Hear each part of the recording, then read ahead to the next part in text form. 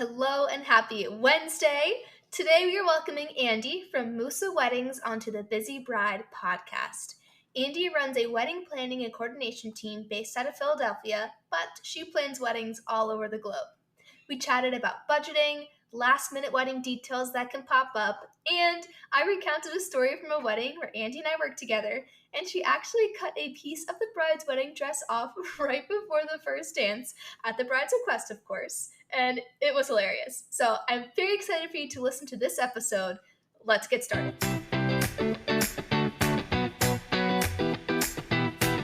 Hello and welcome to the Busy Bride podcast. I'm your host, Gabriella Marie, and I created this podcast to help you research vendors and learn valuable advice as you plan the most special and true to you wedding day of your dreams. Let's get started.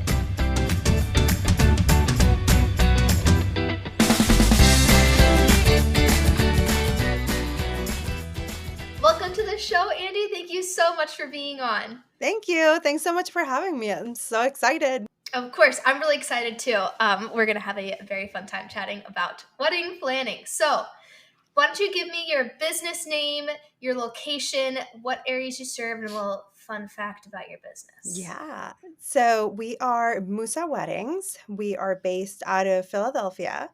We go anywhere that love takes us. That's what I like to say. Like, really, we have our suitcases ready at any time, anywhere. Doesn't matter. And we we serve at any couples that are getting married in this area, destination, really anywhere. And then what's a fun fact about your business? Like maybe how it started or something like that. Oh, okay. So, well, I guess I can give you two. So the first one is that we actually own a second business that does like rental signage. It is something that a lot of people had been asking me for a while, and I was like, no, no, no, no, no, no, no, just for our, wedding planning clients. And then this past year, we're like, you know what? Let's just expand it and see what happens. So here we are.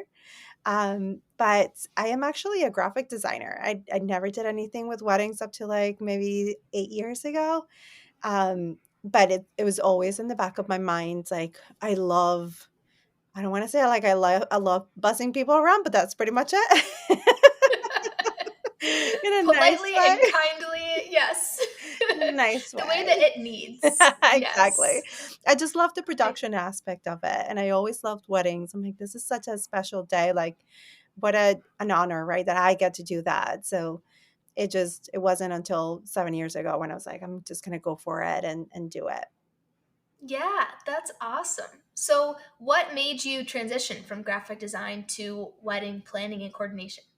What's really funny is that I always said that graphic design was so boring because I would spend hours in front of a screen. And that's pretty much what I do now. I spend hours and hours upon hours in front of a screen doing research for our clients, communicating with everyone. So it's all on the computer, but it is a lot more fun for sure because I, get to meet so many different people and experience everything with them. But yeah, I just couldn't really do it anymore. Like just the graphic design, it was very like repetitive. I needed the fun, I needed the excitement, the pressure. I like truly thrive on that stress that not everybody can handle. I love it. That's where I truly shine when everything is like right there and things need to get started and I'm there to make it happen. That is a great quality to have as a wedding planner, for Right. sure. Yes. And I totally relate to you about the desk job thing. Like, I knew I couldn't have a desk job or sit in front of a screen all day. It's why I wanted to go into something more creative. And, all week I'm sitting at a desk. Yes. Here Communicating we with are. clients, doing back end work, editing pictures. Like there's a lot of desk work and Yes. screen time, but it's something that I love. And there's the excitement of the wedding days and the sessions that kind of break it up a little bit. Yes. So it is 110% worth it, but also hilarious Yeah, that I we know. both thought it'll be a lot less and it's the same. It's pretty much the same. That's amazing.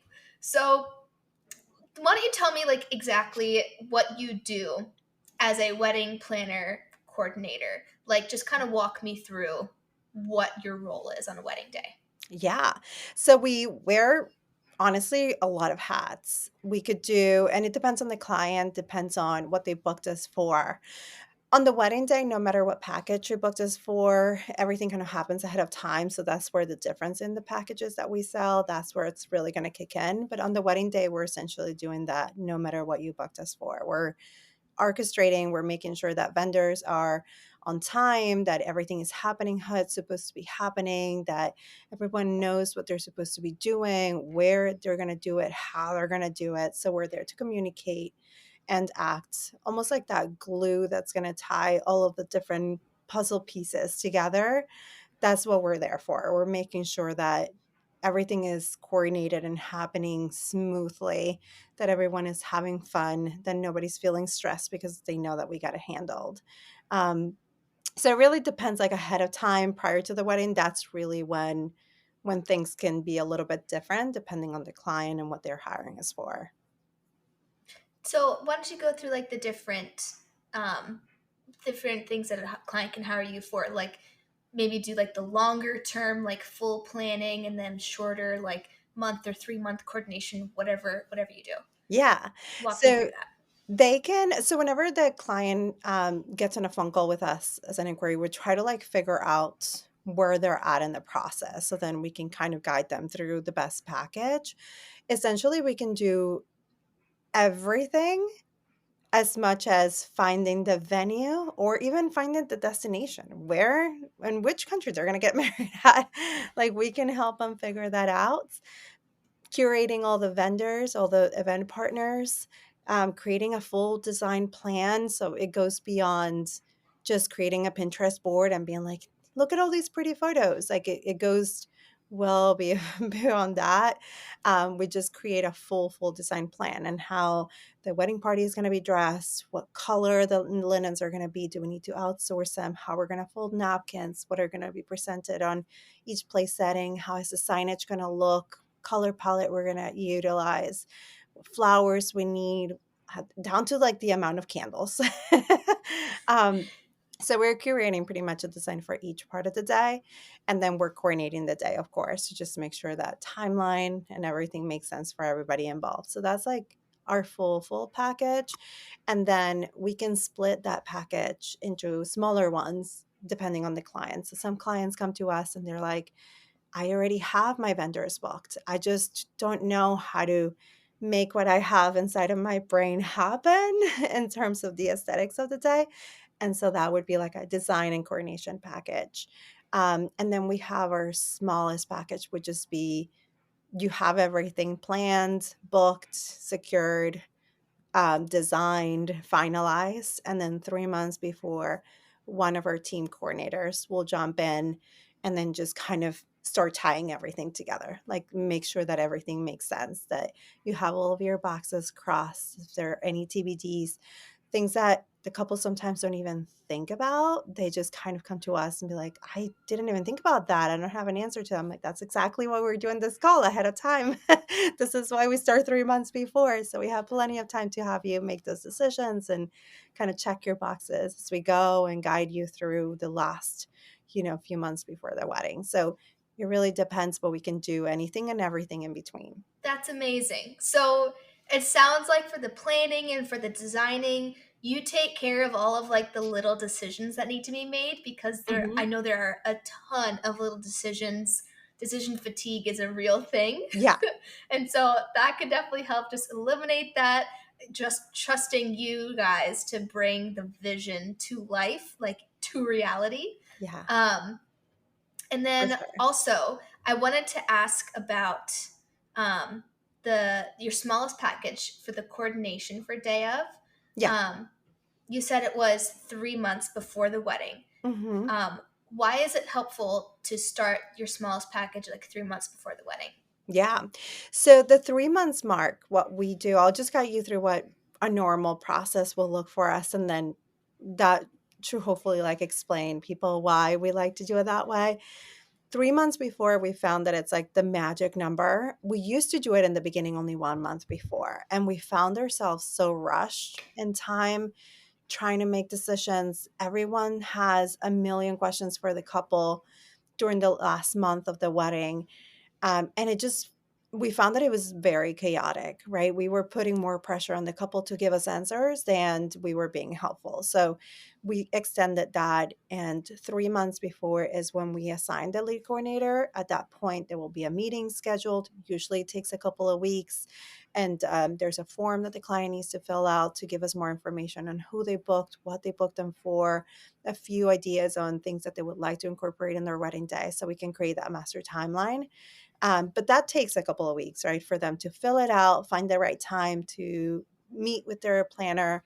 And that's already closer to the 2 months mark. And then by the time that the planner, okay, cleans out all that information, sends the first copy of the timeline, it's already like a month and a half before.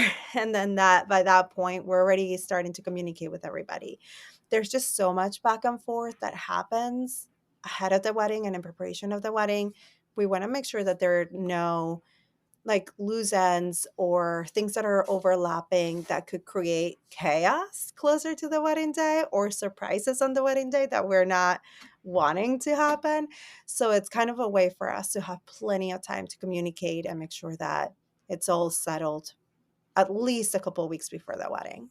That makes a lot of sense because as a wedding photographer, I send my couples a big wedding day questionnaire like 3 months before their Yeah. wedding because that's when all of the things are starting to come together, and it just asks for exact addresses and emergency contacts and family shot lists. But I can imagine that a lot of other vendors are also reaching out and asking Hmm. to finalize things around that time too. So the 3 month number does make a lot of sense, Yeah. especially hearing it from your perspective.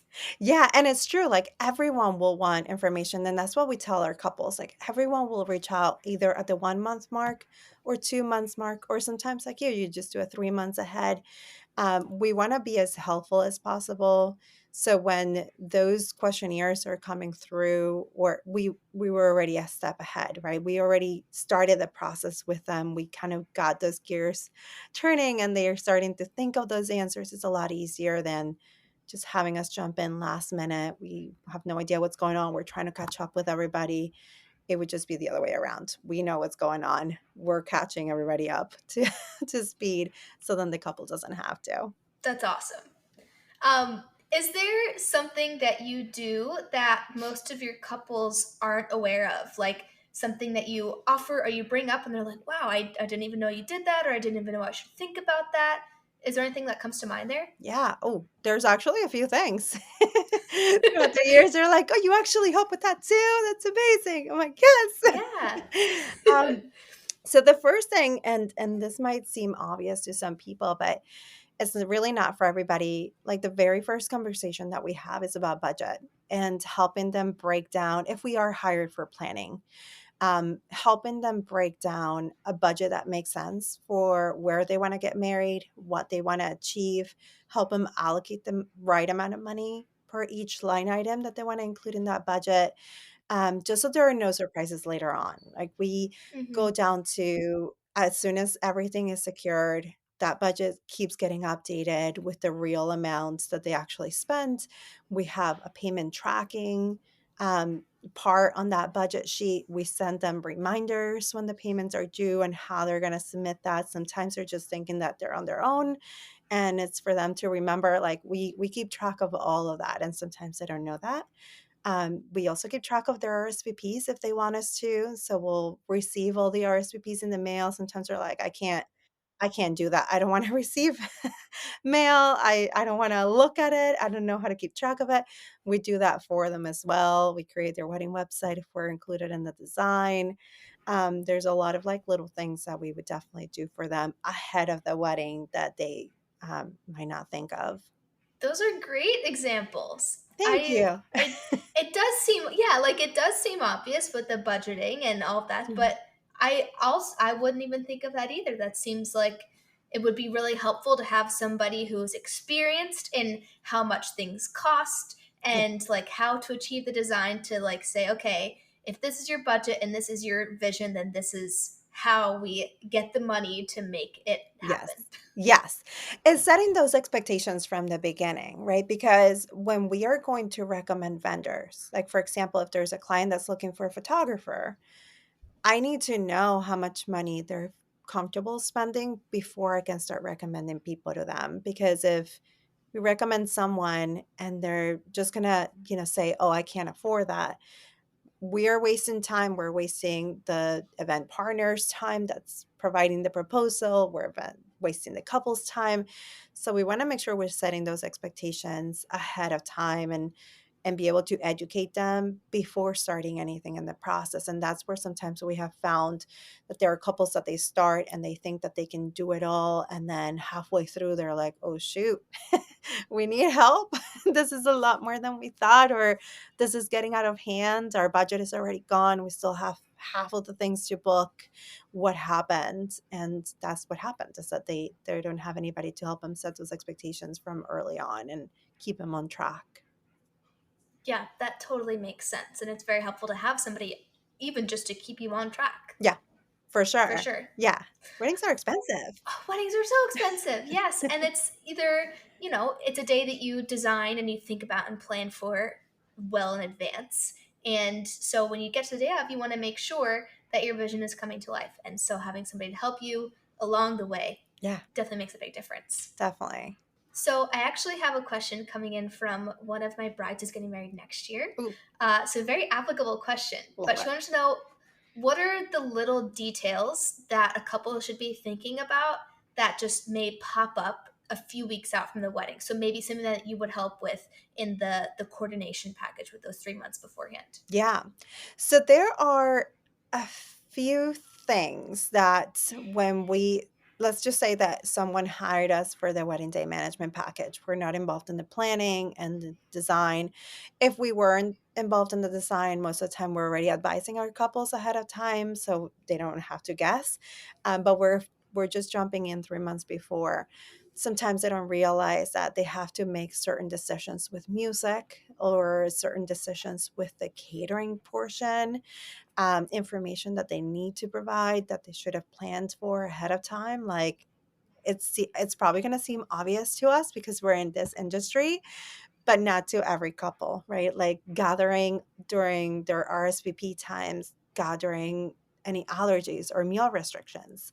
And then they're found a month before the wedding when the venue wants all of that information and where they're seated so they can plate the correct entree with the restrictions, accommodations on them.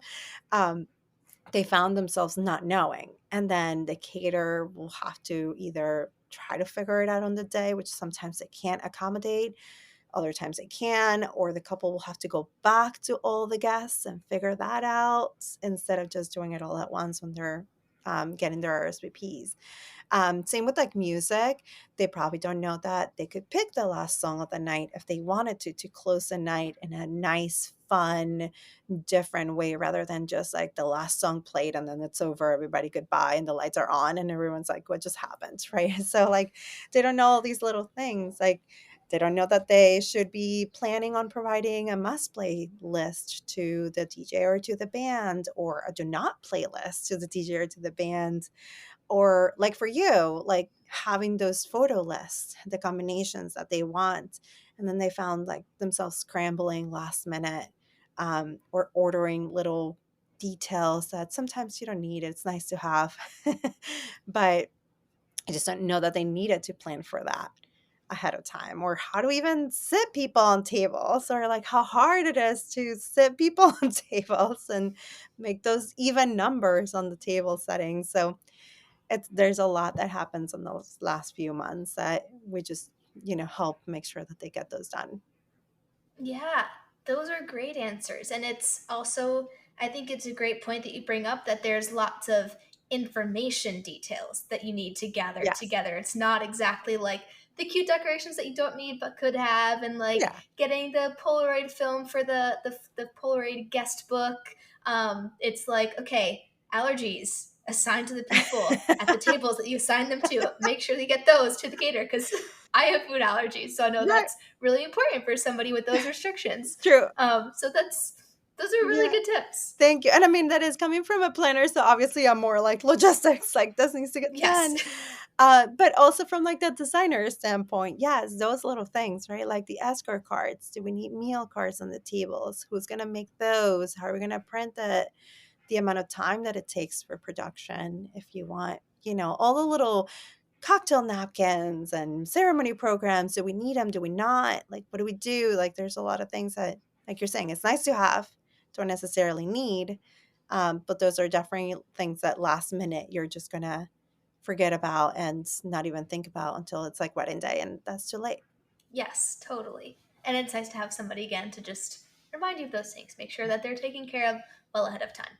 Yeah, for sure. So let's move on to Musa weddings specifically. Talk Okay. about your business and you individually as a planner. If you could describe like your ideal wedding, the wedding that you would love to get an inquiry for, that you love serving, that you love planning, that you love coordinating for, like what's going on there? Like what kind of day is it? What's the vibe of the day? How's the couple feeling?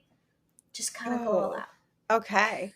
I am actually going to go back to April of last year because that's truly when I had my ideal client. I loved every second. They probably, if they're listening to this, they know that it's them. I made it very Amazing. clear that I know that it's them. But it was a destination wedding. It was in Spain and it was a beautiful spring day. And the couple was the most fun. Like every time we got on a phone call, it was like we were talking to friends that we had known forever. We would laugh until we were like crying. It was so fun, right? It just felt like it wasn't. And this is what I truly love about most of my clients is that it doesn't feel like a business transaction.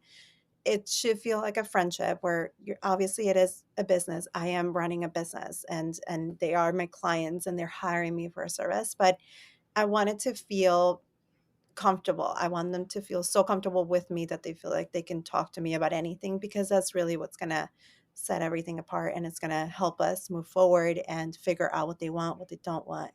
Um, but going back to I digress. But going back to the spring, beautiful spring day in Spain, um, I think ideally I love someone that can trust me. Like we do this every single weekend and every single day of the week, whole year. This is what I breathe, live for. Obviously my family too, but but my clients are my clients, you know what I mean? So um for me, that trust that the client can put on us and not to make decisions for them because we would never do that. We want them to be able to confidently say, "This is what I want for my wedding." But that trust that to say as well, "I trust you to recommend the best options. I trust you with this." It empowers me as a person to like know that I have to kill it. Like I have to knock it out of the park for them because they're putting all their trust in me, and it just makes it easier and more special for everyone. So definitely that would be that, or that is my ideal client. It's just that destination. We go somewhere fun, and it's an experience for them, for us, for their guests the whole weekend. It's a logistical nightmare, but I love it. I absolutely love it. Yeah. Hopefully that answered That's that question. amazing. Oh my gosh, yes. I mean, the Spain wedding sounds absolutely gorgeous. I can imagine how fun and beautiful that was. Yeah, Um, it was pretty but I magical. totally, yeah, and I know what you mean about the trust factor too. Like a couple that just really respects your expertise and trusts you to bring their vision to life, which is Mhm. hard to do. It's hard to give up your baby, Yeah, your wedding, like yeah, that's hard. But you know what you're doing and you care about your couples. And so it makes a big difference if they trust you to bring that to life. for sure, yeah, and we don't want them to, like, give it up and be like, "Here you go, you do whatever." That is also not an ideal client. We don't want someone that's like, "You do whatever you want." I'm like, "No, no, I want you to be invested in this. This is your wedding day at the end of the day."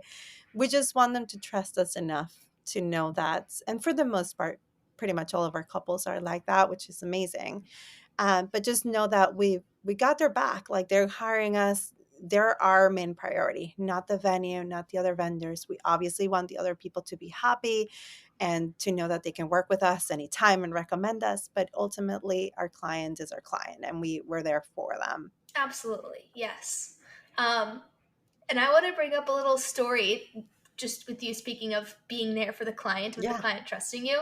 The last time I worked with you, I was photographing a wedding. It was a wedding at the Kimmel Center Yes. in Philadelphia. And right before the reception entrances, the bride and groom are practicing their first dance just in the empty cocktail hour after the guest has gone to the reception.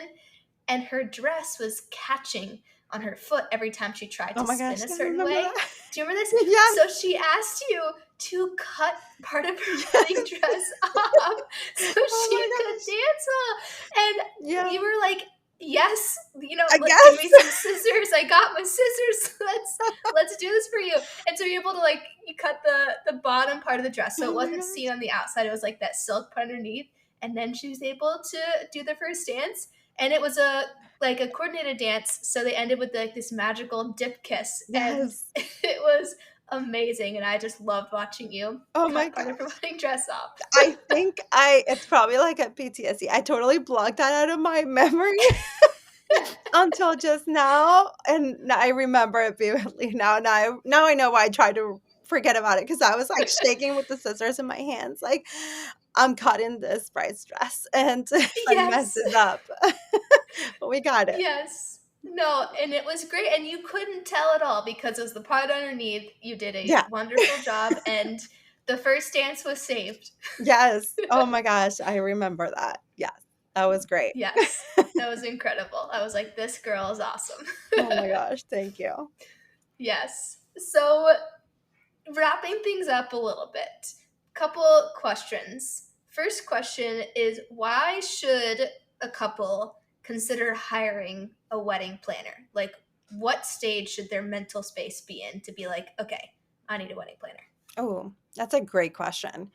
Um, so if they want peace of mind, if they want to know that they're not doing things the wrong way from the beginning and then how to fix it later on, um, if they want to be able to continue with their lives and not feel like being engaged is a chore or like a second job, there's so many vendors and event partners are there, like so many, and it feels overwhelming. And if you don't have someone holding your hand, be like, it's okay, this is what we need to do, and this is going to be the game plan, it just like changes everything. So really, we're there for those couples that trust us and that have the understanding of the value that we bring in, the amount of time we're going to save them, the amount of money we're going to save them. And this is something that, if you don't mind, I'll go in there really quick, because I do Go get into it. this question very often. Actually, and you were asking me about this, like, what's your frequently asked questions? I think this is probably one. Um, I often get asked on consultation calls, is it true that a wedding planner can save me money, or, can save me? And yes and no, right? It is true in the sense that we will, like I said before, we will set that realistic budget from the beginning. We'll set those expectations, but we'll keep you on track. And because we have so many connections, we might have an event partner that can offer us an extra hour, for example, for photography, or that can give us a discount if they book through us, or something like along those lines, that we will then pass on to our couples. We don't take any money from anyone. We don't accept it. It's not in our core values, but we will pass that on, whatever they're offering, to our clients. What we will not do is ask event partners for discounts, or just some sort of like price for them to reduce their price just because the client can fit them in their budget. There's no need for us to go to an event partner asking them for a discount. It hardly ever happens, just because we are educating our clients from the beginning on what they can afford based on their budget. So we're not going to go to an event partner that we know it's at a budget and then ask them to reduce their rate just to accommodate this client. And that is, kind of a misconception there, that people think that we we will go to other people and say, can you give me a better pricing? And we're not in the business of like, just kind of, I don't want to say it in a mean way, but like asking other people to reduce their value. Like they're charging what they feel like they're valued for. And we respect that. But if there is any kind of incentives, we will pass that on to the client. And that's how we can save them money. Just setting those expectations by not doing things twice, by not having them purchase something that they did not need and then having to purchase something that they actually do need. You're wasting money there. We're already saving you money just by educating you from the beginning. Um, so thank you for allowing me to explain that. But I think that's just something that a lot of clients like need to know when they're hiring a planner. Like they're just coming with the mentality of, oh, great, they're gonna go to the venue and ask them for free things. They're going to go for, yeah, maybe sometimes we can get away with that, but it's not the common. We're not going to go to Gabby and be like, Gabriella, can you discount $3,000, like whatever it is, right, from your rates, just because, like, it's not the way we work. So, and how the majority of the planners work, I think. Um, yeah, Yeah, that makes a lot of sense. I didn't know that that was something that people thought planners would do or could do or something like that. But it also makes sense that you have event partners who will give discounts or will, offer something along with their package as a partnership. yeah, So that is definitely different than just specifically seeking out discounts exactly. for the sake of the discount. Yeah, So that does make sense. yeah, And then one last question yeah. is a big question, so feel free to go off again. But what is your biggest tip in general for brides planning their wedding, both professionally? So, as a wedding planner, what piece of advice do you have? And personally, if that applies to you. Okay. Oh, that's a good one too. You're full of great questions. All right. Um, my advice personally, and again, this is going to sound like I'm biased because obviously I'm a planner, but if you can afford a planner, get one. Sometimes you think you can't afford it, but what everything that I just said, by saving you all the time, saving you all the money in terms of like educating you, creating the right budget plan for your needs, you're already paying for that planner. Asking them to like do payment plans that work for you. Most planners are going to be able to do that. We are able to do that. We're, accommodating with their clients and just in terms of like making it work for them. And just having that education, I think, is just priceless rather than going online. Try not to do that. Try not to go on Google. That would be my on Google and be like, how much does it cost a wedding in Philadelphia? It's not accurate. There's so many different elements that can go into a budget. It's 9 out of 10 times it's just not it's not accurate. So don't do that. Don't go down the rabbit hole of Pinterest either. It's scary and bad. But personally, I think that just knowing that the wedding day is yours, that you're going to have a lot of people make comments, opinions, sometimes when you don't even ask for them, and you don't have to listen to them all, even if they're paying for part of this wedding. Doesn't mean that you can be disrespectful or, just not considerate, I guess, but just being conscious of what you and your partner want to do, what you want to achieve, your goals for this event. You don't have to do everything under the sun just because the internet tells you or because your family member tells you. Just fight your battles, see where you can give up and what you can't. Um, and then just listen to your heart and to your partner and what truly makes you happy rather than making other people happy. Great, great, great pieces of advice. Definitely with the rabbit hole on Google and Yes. Pinterest, Yeah. because there are so many opinions on both of those platforms. So many. Yes. So sticking to what you want to do, just designing the day that reflects you and your partner. Um, I mean, I couldn't ask for a better piece of advice for sure. Thank you. I appreciate Yes. it. Well, thank you so much for being on the show, Andy. It was so great having you. And thank you for sharing so many wonderful pieces of advice. Thank you so much for having me. This was awesome. I love it. Thank you. You're so welcome. It's so much fun. Me too. Man, that was such a great conversation. I honestly learned a ton about what planners and coordinators do for the couples they work with, like how they allocate budgets to achieve the couple's vision by saying, spend this much at this much at this place, and all the way to having the RSVPs mailed back to them instead of the couple. Like, that's awesome. And that's such a thing that I wouldn't think about that just takes something off of the couple's plate. So make sure you follow Andy on Instagram at Musa Weddings. And if you want to learn more about her new rentals business, you can find the link for that in the show notes. So if you loved this episode, if you found anything helpful, please share this episode with your friends getting married. Share this to your Instagram story and tag me at Gabriella Marie Audi, Gabriella 2 L's and Audi like the car, and also tag Musa Weddings, MUSA Weddings.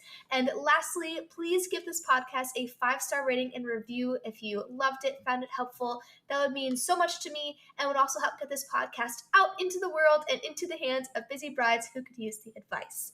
Thank you so much for listening. I really appreciate your time.